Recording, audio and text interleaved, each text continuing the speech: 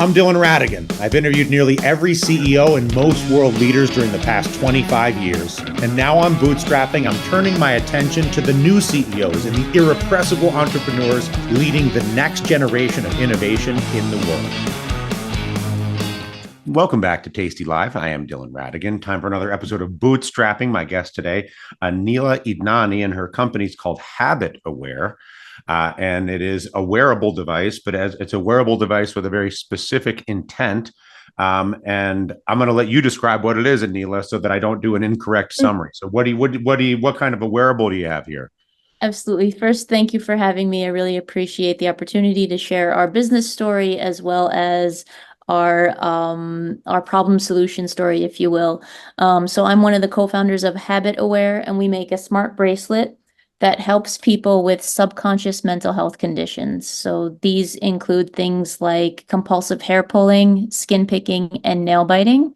And I personally have suffered from trichotillomania, which is the medical term for hair pulling, since my teenage years. And this is just sort of like little nervous, like just like this kind of thing, or it's like this? Yep. It's a little bit of both. So I pull from my eyebrows and eyelashes, and it can be both for people. Where exactly kind of how you said, like nervousness, anxiousness, but also basically anything that's getting the person off their baseline. So it could even be those focus moments, writing an email, you don't know what to write, and you start pulling because it feels Or good. like I do this thing where I'll do like my left eyelash. I'll go like this. I'll just try to push that. I'll be like, can you fix that? Yep. Yeah. So that's exactly. So if you're pulling them out and if it's causing I'm not pulling them out. I'm not pulling them out, but I just, but I mean, it could so get there. you could use our device to bring awareness to when you're playing with your eyelashes and Okay. that vibration. So mine just vibrated because I play with my eyelashes. That's what I've Okay. trained the device for, that it vibrates, and it's that gentle hug on the wrist, just making you aware, just like if you get a text message, you want to go check it out, you want to go see what someone needs. And that's really what this is asking the person to do, is to say, to pause in the moment and say, what do I need to take care of And them. so it's programmable. So in other words, each person can program it how they want, I guess. Yep, that's exactly right. So the device has sensors inside that are looking for what we call the scanning motion. So maybe it's playing with the hair, maybe it's scanning the face for a skin imperfection or the act of biting your nails.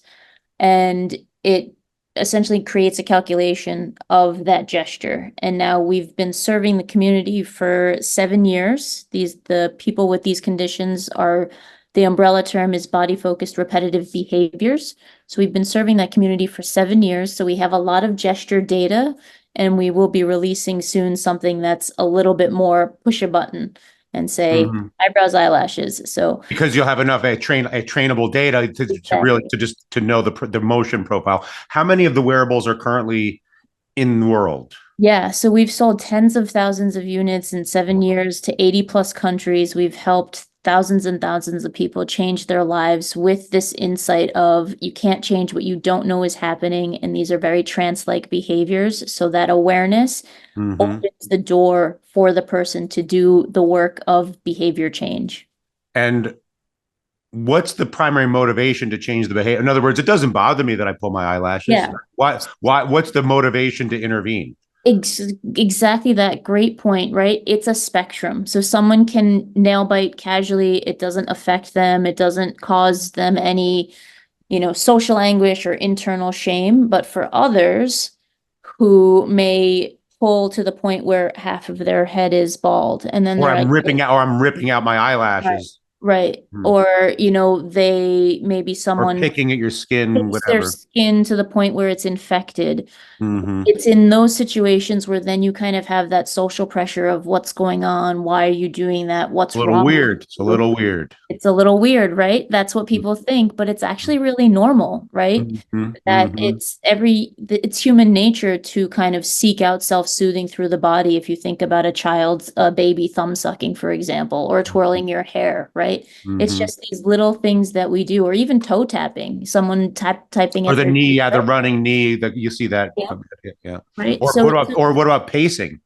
yep. Exactly. So it's human nature to leverage your body as a soothing mechanism. It's Hmm. just that sometimes these grooming behaviors go awry and it creates both that internal, oh, I don't like what's happening in that moment. I don't like the outcome of what's happening. And then the external of, oh, why are you wearing a hat and that kind of thing. So Hmm. we really want to help people use this device to rebuild their relationship with themselves, to show themselves love, and to recognize that that is the way to change the behavior is just by simply caring for yourself and meeting your needs. And in Hmm. that way, your behavior changes such that, you can start having lifestyle shifts in terms of now my go-to is drinking water. So I drink a lot of Hmm. more water, right? And then that Hmm. kind of domino effects into a richer, healthier lifestyle Yeah, well, overall. drinking water, that's why your skin looks nice and you get more skinny and all the things. Um, where does the demand come from? Is it word of mouth, or is the medical profession involved here somewhere? Whether it's the therapy, mental health, or physical. I'm curious where you sort of originate demand.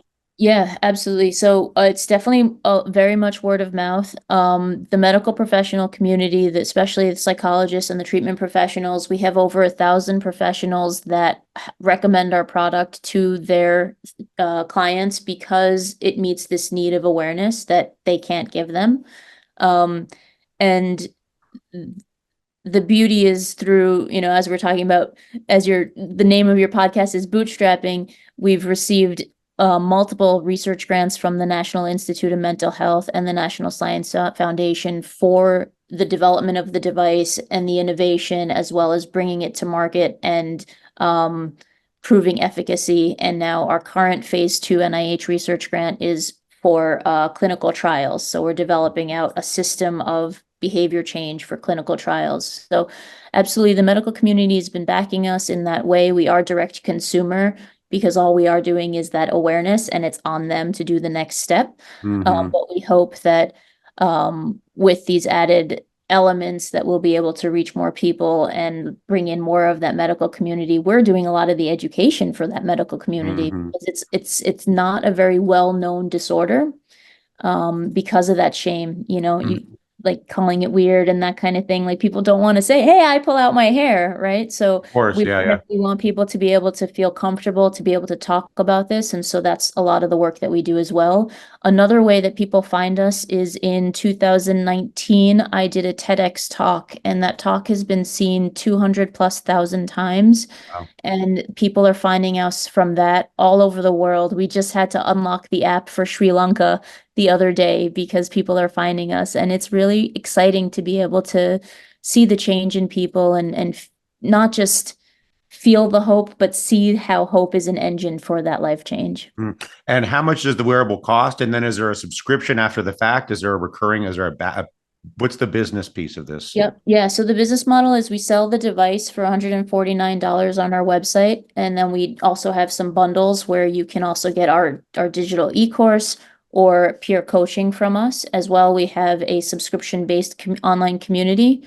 And then once the bracelet and mobile app system is complete through our phase 2 NIH research grant, we'll be adding more robust monitoring in the app, and that will become a subscription model. And then we also just released an Apple Watch app that allows you to kind of leverage what we call training sessions, Mm. so which is also subscription based. Hmm.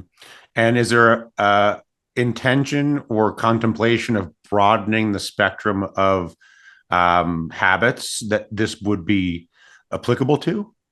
Yeah, that is exactly what we're doing right now as part of our scale and growth model is we are adapting the technology for other conditions for which this unknowing, this trance-like behavior is paramount, these automatic behaviors.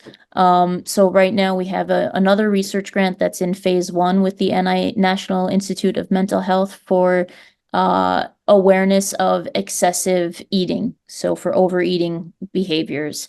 We also have a partnership with American Printing House for the Blind for excessive eye pressing. So we're developing a white labeled product for them that will help children, primarily in the blind community, and adults with excessive eye pressing. And it's important for them because if it if they can't get control of that behavior, which is also a soothing mechanism, it could further damage their optical nerves or just kind of have some other implications. Mm-hmm.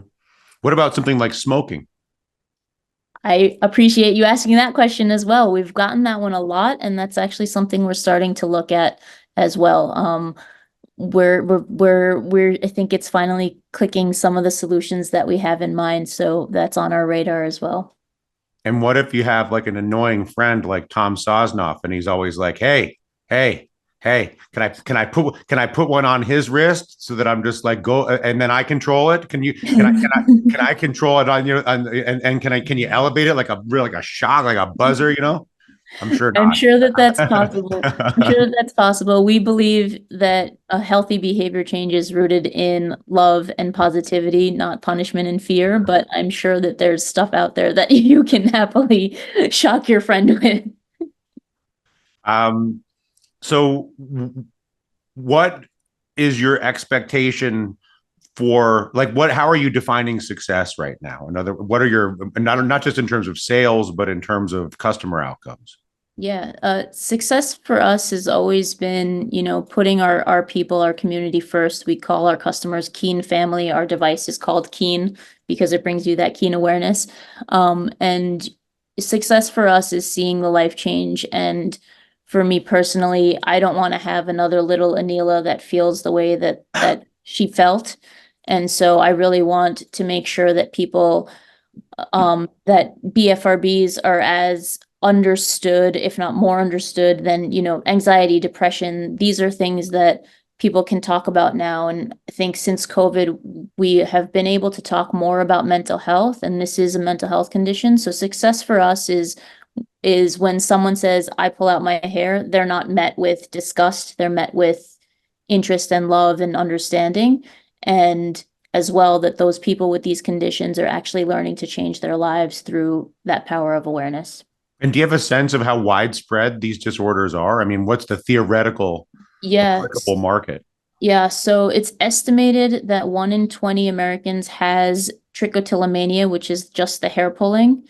And then the estimates are kind of foggy for some of the other ones just because of that shame. People don't go into their treatment professional saying, I pull out my hair. They'll go in for the anxiety, the depression, the OCD, even ADHD or other things, but they won't talk about these because of that shame.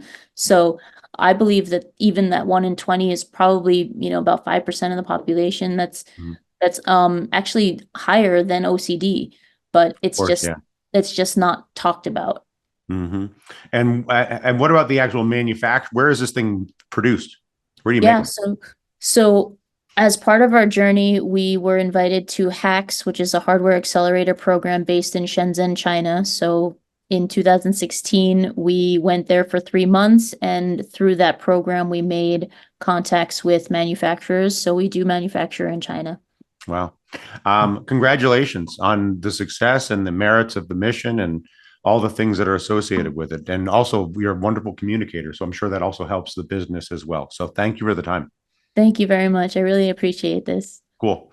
Anina Idnani, the company, Habit Aware. The device is called Keen. I am Dylan Ratigan. You are watching Bootstrapping, and we'll get some more tasty live your way right after this.